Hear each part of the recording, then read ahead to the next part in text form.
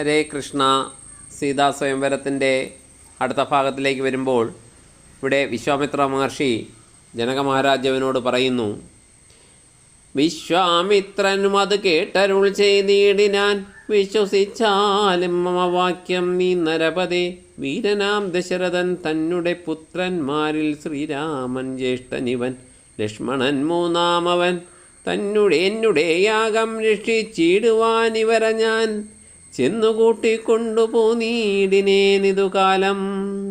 ഇപ്പോൾ ജനക മഹാരാജാവിൻ്റെ ചോദ്യത്തിന് നരനാരായണന്മാരാണോ ഇവർ എന്നുള്ള ചോദ്യത്തിന് ഉത്തരമായി വിശ്വാമിത്ര മഹർഷി കൗശികമുനി ഇപ്രകാരം പറയുന്നു, എൻ്റെ വാക്യം നീ വിശ്വസിച്ചാലും നരപതേ.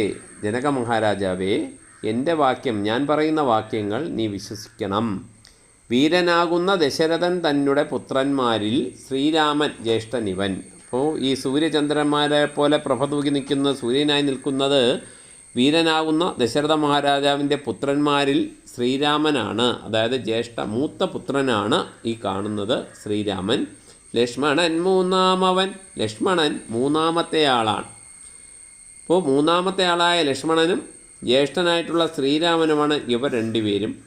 ഞാൻ നടത്തുന്ന യാഗം, അമാവാസി തോറും ഞാൻ നടത്തി വരാറുള്ള യാഗം നശിപ്പിക്കുന്ന രാക്ഷസന്മാരെ കൊല്ലുന്നതിന് വേണ്ടി എന്നോടൊപ്പം ഞാൻ വിളിച്ചു വന്നതാണ് ഇവരെ.